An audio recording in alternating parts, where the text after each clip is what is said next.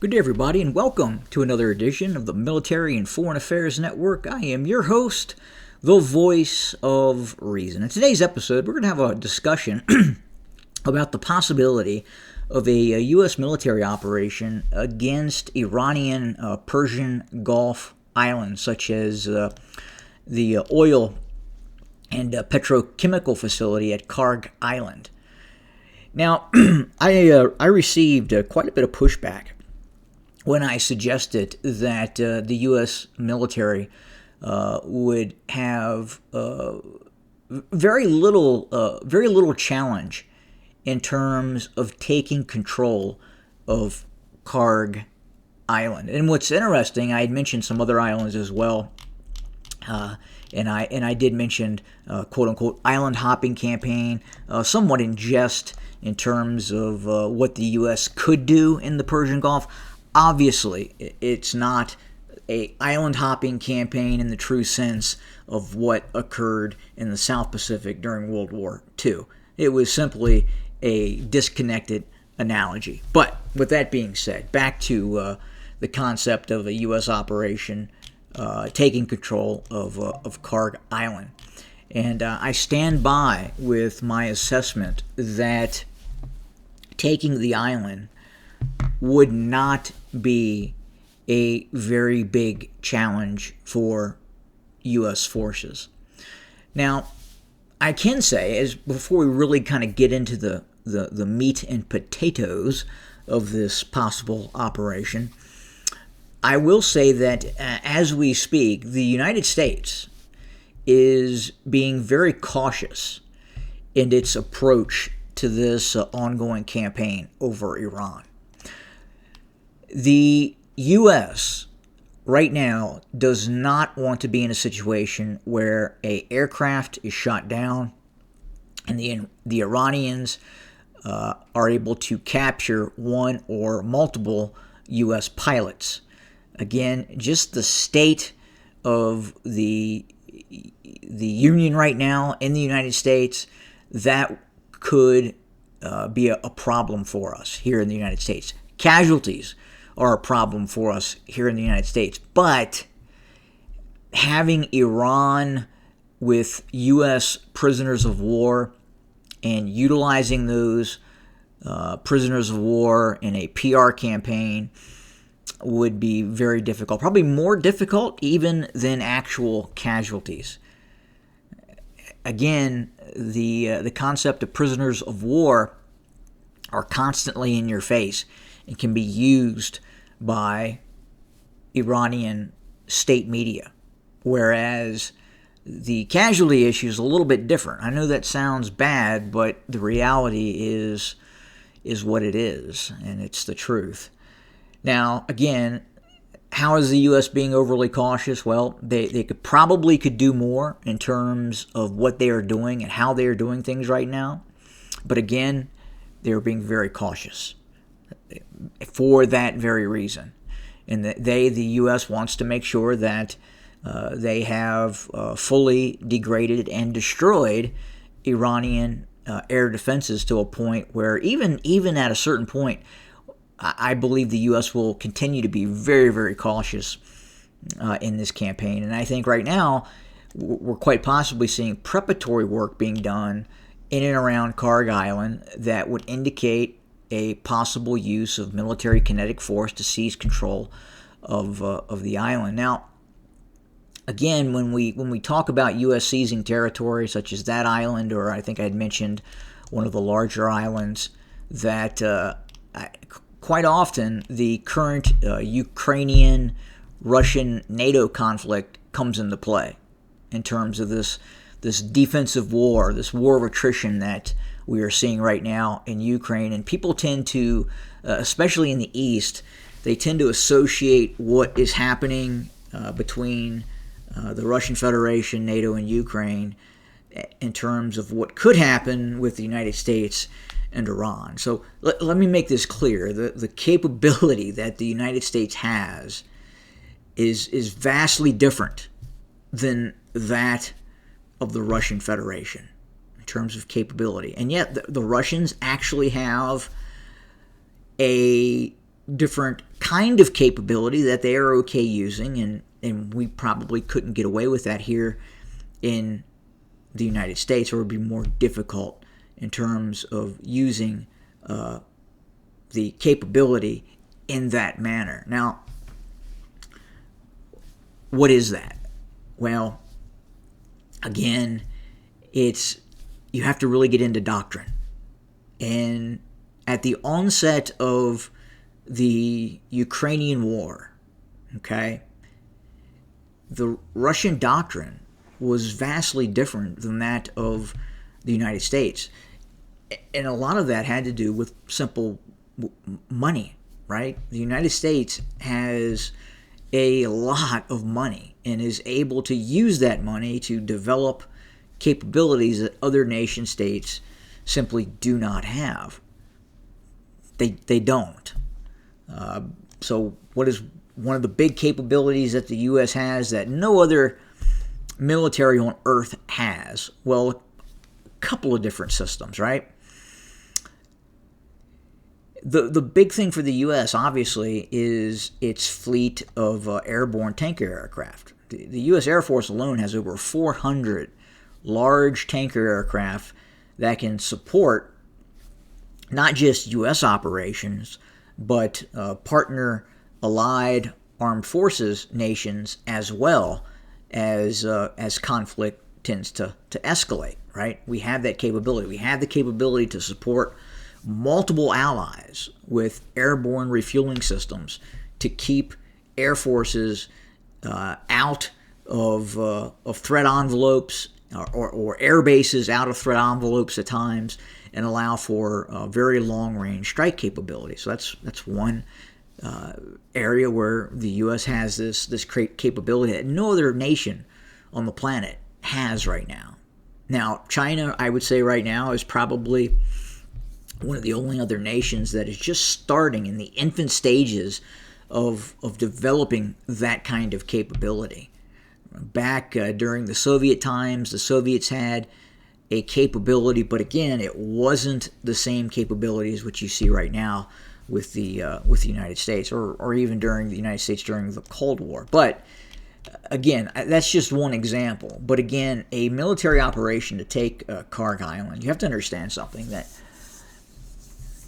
I oftentimes utilize the term controlling the clock, right? Kind of a football analogy. But the United States does control the clock. And what I mean by that, it controls the tempo of the battle space. Okay? It controls the tempo of the battle space. Once the United States gains initiative and controls the clock, controls the tempo of the battle space, it is very, very difficult for an adversary to eventually achieve victory. You almost have to operate in the realm, or you do have to operate in the realm of asymmetrical warfare once the U.S. controls the clock. And with Kharg Island, case in point, the U.S. controls the clock. And what do I mean by that? They have complete control of initiative. The U.S.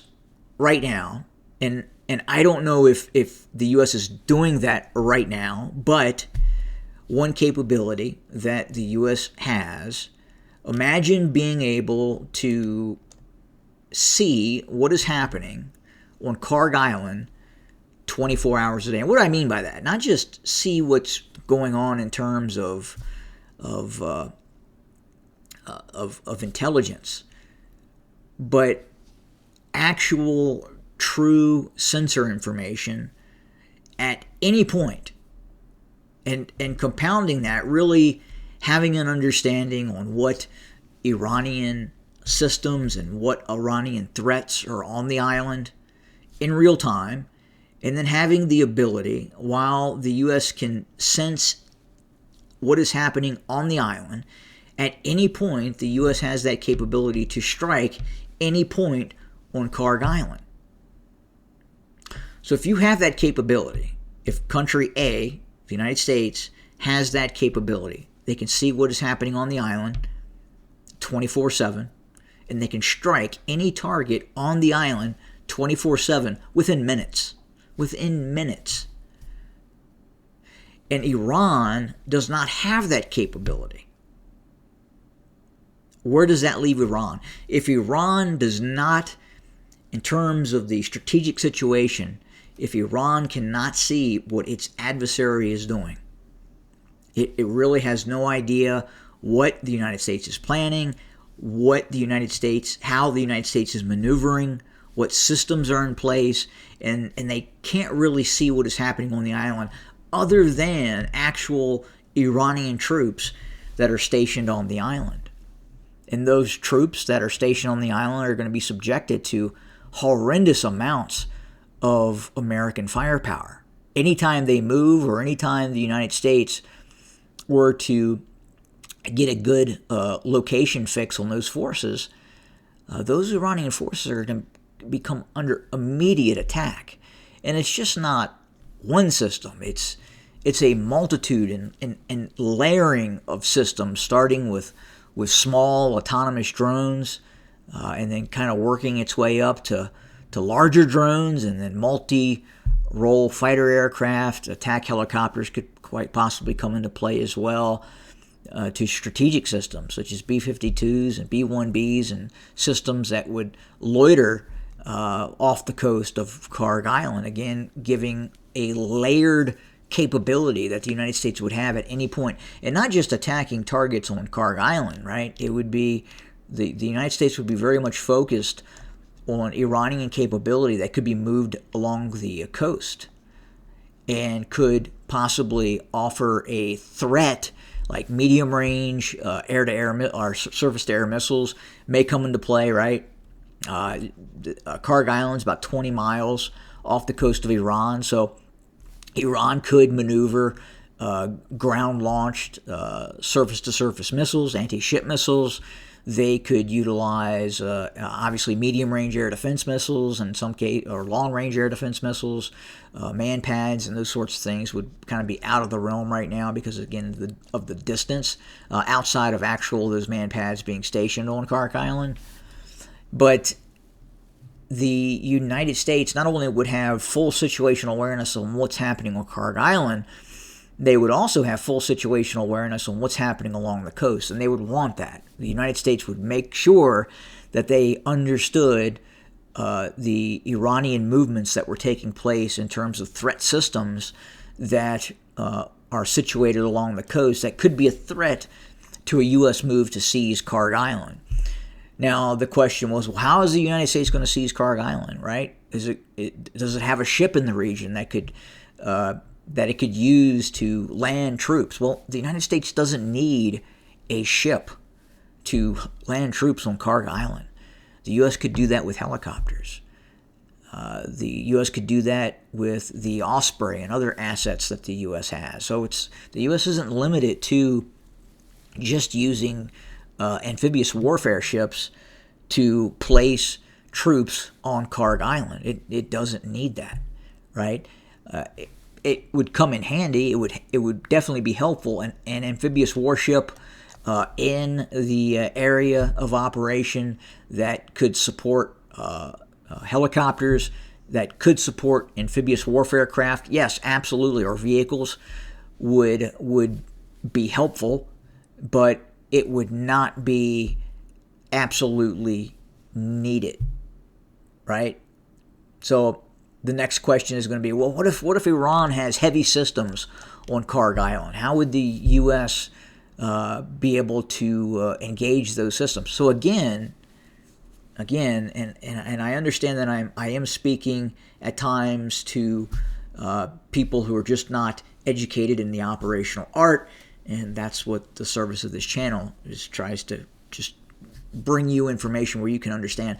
When the U.S. controls the clock, controls operational tempo, can see everything that is happening on Kharg Island, and can strike any point on Kharg Island, remember those Marines or Navy SEALs or American airborne troops that would land on Kharg Island, a lot of times they are just there to recon and identify targets for the Air Force, the Navy, or Marine Corps assets. And at the same time, the Army has its own strike capability as well. So you have this multi-layered approach of strike capability. So any system on Kharg Island that the U.S. identifies, and it's not a big island. It's a couple miles, if that. Anything on that island would be destroyed by American forces, by American air power. And there's nothing Iran can do about that right now, because the United States controls the clock. It has control of the strategic tempo of the war right now. It just does.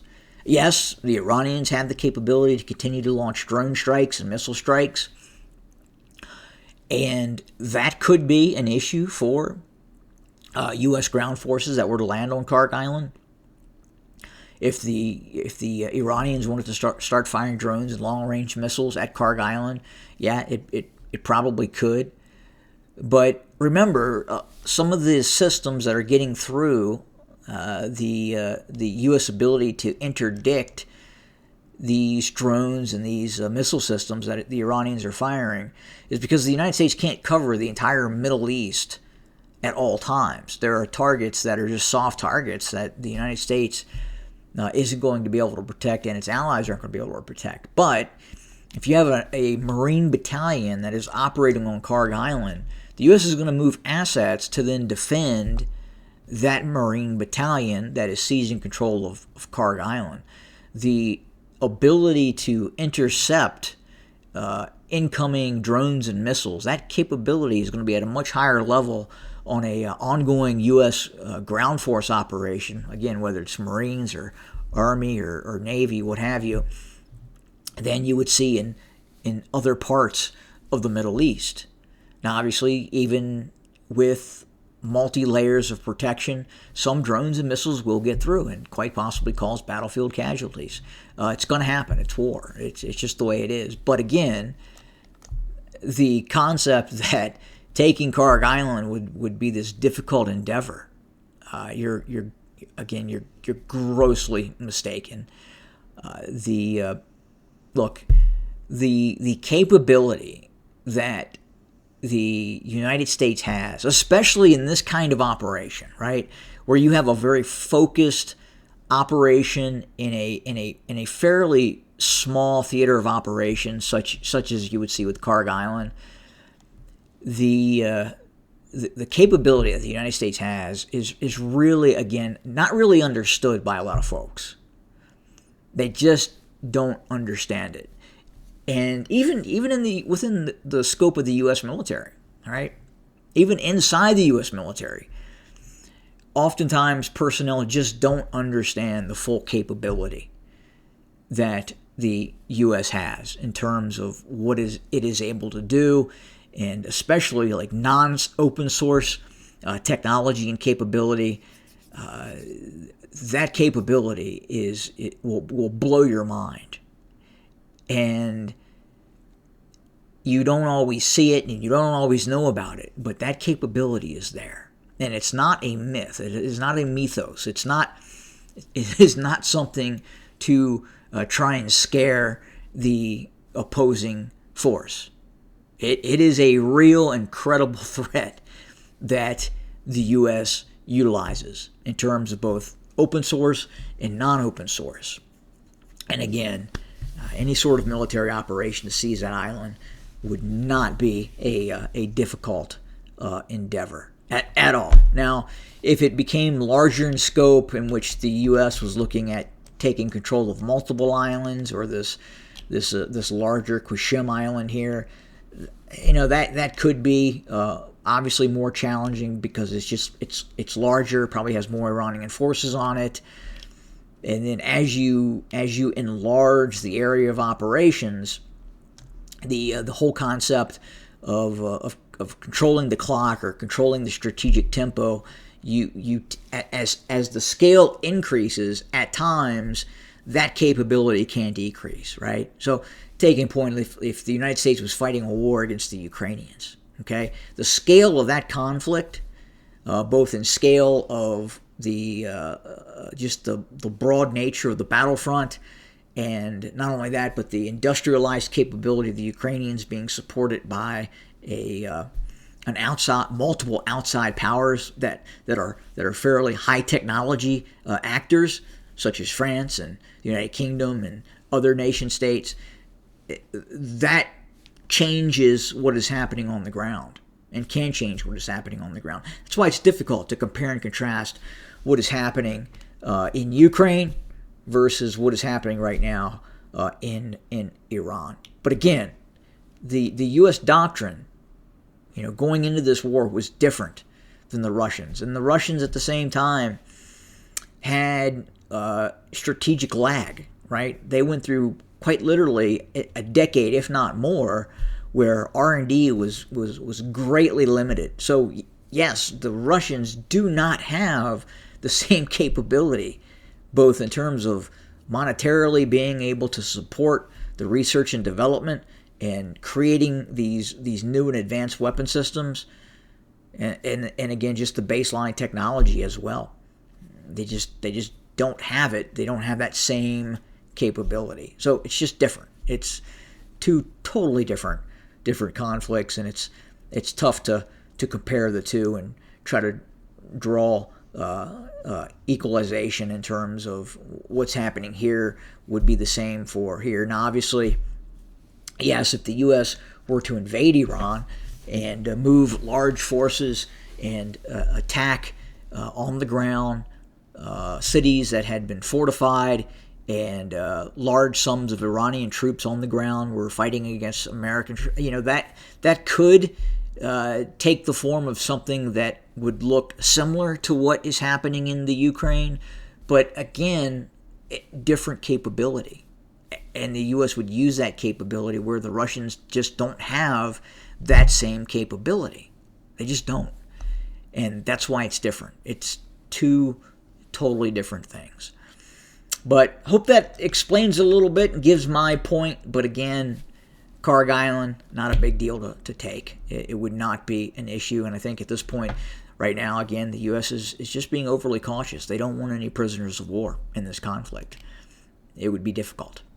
So that does it. As always, thank you for joining us. Have a good day.